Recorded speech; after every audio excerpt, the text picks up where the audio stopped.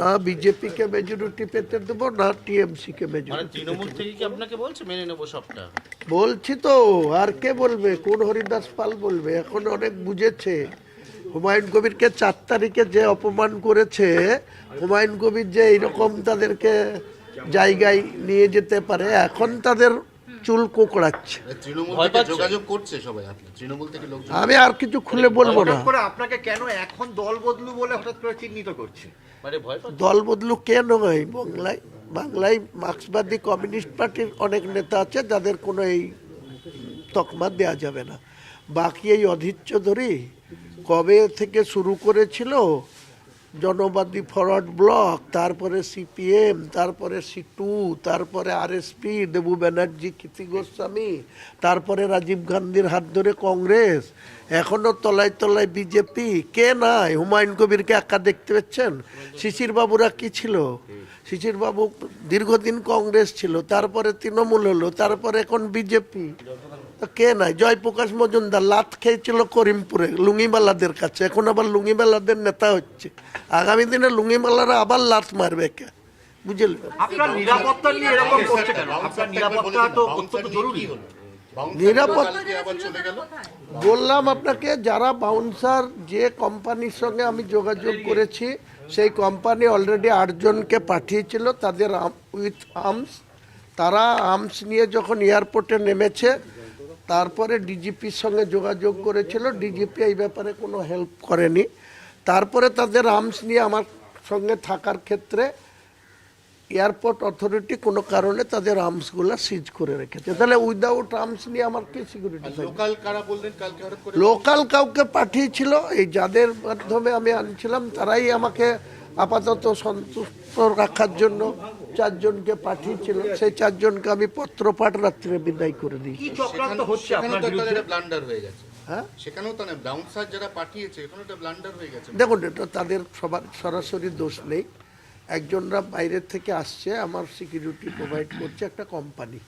সেই কোম্পানি যখন এখানে পাঠিয়েছে, এখানে টেকনিক্যাল যদি প্রশাসন তাদের এই বড় বড় হাতিয়ার বা আর্মস নিয়ে যদি কোনো কারণে কোনো নিয়মে বাধা পায়, সেটাকে সলিউশন করে তারপরে থাকবে। এ নিয়ে বেশি কথা না বলে। তৃণমূল ইতিমধ্যে বলা শুরু করেছে আপনার সঙ্গে বিজেপি, এবং তারা উদাহরণ দিচ্ছে যে নিউ টাউনে যে হোটেলে ছিলেন সেখানে তাবড় বিজেপি নেতারা ওঠে, আপনিও সেখানে থাকছেন, সেখান থেকে আপনার বিজেপি যোগ। বেশ করেছি, যদি কিছু করার থাকে তৃণমূলের নেতাদের করে নিতে বলবেন। আমি এই আমার কলকাতায় গত 4 বছরের আপনাকে পরিসংখ্যান দেখে নেন।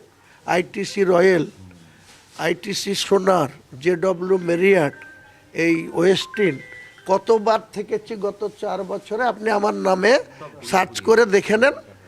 ওসব কে কি বলছে? হুমায়ুন কবির তো একবারে গদ্দার, কে বলছিল পোকামাকড়, এসব বলছিল। তা আজ আবার হুমায়ুন কবিরকে লিখে ওয়েস্টিনে থাকলো না আইটিসিতে থাকলো না রাস্তায় ঘুরে বেড়ালো, তা তো নিয়ে তাদের মাথা ব্যথা কিছু। আপনার বিরুদ্ধে কি চক্রান্ত হচ্ছে? আপনার বিরুদ্ধে কি সবাই চক্রান্ত? আমি এখন কিচ্ছু বলবো না।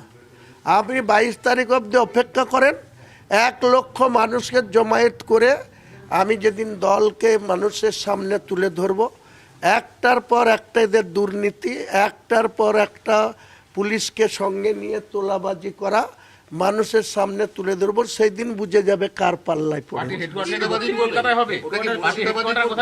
পার্টির হেডকোয়ার্টার কলকাতায় 2 জায়গায় হবে, সেক্টর 5-এ হবে আর পাক সার্কাস এলাকায় 7 পয়েন্টের আশপাশে হবে। বাংলার রাজনীতিতে কি হুমায়ুন কবির একটা নতুন ধারা আনবেন?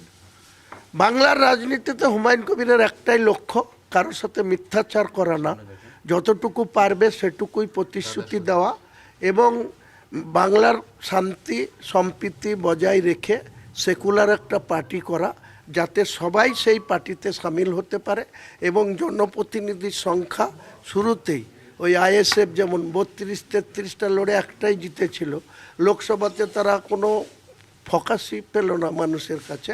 হুমায়ুন কবিরের পার্টি, তার সঙ্গে যারা যারা দল থাকবে, বিজেপি আর তৃণমূলকে পরাস্ত করার জন্য আমি সব পার্টিকে ওয়েলকাম জানাচ্ছি। তারা আমার সঙ্গে সঙ্গ দিবে বলে আমার দৃঢ় বিশ্বাস। আর প্রদেশ কংগ্রেসের সাইনবোর্ডে পরিণত হয়েছে শুভঙ্কর বাবু, তার কোনো অস্তিত্ব নেই। যেটুকু কংগ্রেসের অস্তিত্ব আছে অধীরবাবু মুর্শিদাবাদ জেলায়, আর ঈশা খান মালদা জেলায়। আর একজন দীপা দাসমুন্সি, তিনিও আজকাল অন্য রাজ্যে এআইসিসি তাকে নিয়োগ করেছে। কাজেই আগামী দিনে ঈশা খান এবং অধীর চৌধুরী এবং মার্ক্সবাদী কমিউনিস্ট পার্টির কাছেও আমার অচ্ছুত না, আইএসএফও আমার কাছে অচ্ছুত না, কিন্তু আইএসএফের যে বিধায়ক তাকে আমি বলবো সংযত আচরণ করতে।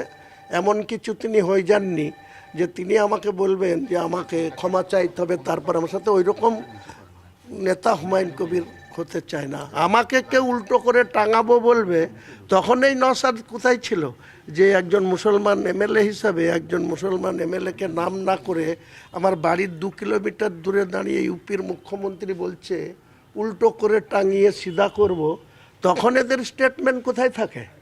ওসব ফটকাবাজি অন্য জায়গায় করবে। আপনার পার্টির নাম এবং লোগো কি অনুমোদন হয়ে গেছে? সব কি কিছু মুর্শিদাবাদের মাটিতেই এই যে 1 লক্ষ লোকের জমায়েত, একদম মুর্শিদাবাদের হেডকোয়ার্টার বহরমপুর শহর টেক্সটাইল মোড়ে তৃণমূলের পার্টি অফিস জেলার তার 50 মিটার দূরে হবে। ওখানেই সভা করে ওখানেই ঘোষণা। নাম লোগো অনুমোদন সব কিছু রেডি আছে ভাই। নাম বলে আমার সবার জন্য দুয়ার খোলা। আমার একটাই টার্গেট, বিজেপিকে ক্ষমতায় না আসতে দেওয়া, তৃণমূলকে ক্ষমতাচ্যুত করা। লড়াই কার শাসক বিরুদ্ধে? দলের মমতা নেতারা কি ব্যানার্জি না যোগাযোগ ববি হাকিম? করেছেন আপনার সঙ্গে ইতিমধ্যে? আরে ববি হাকিম আবার নেতা কবে হলো? ও তো ওই মমতা ব্যানার্জির টালির চালে ঢিল মেরে ওই ক্ষমতায় বসে আছে, ওর সাথে আমার কি সঙ্গে।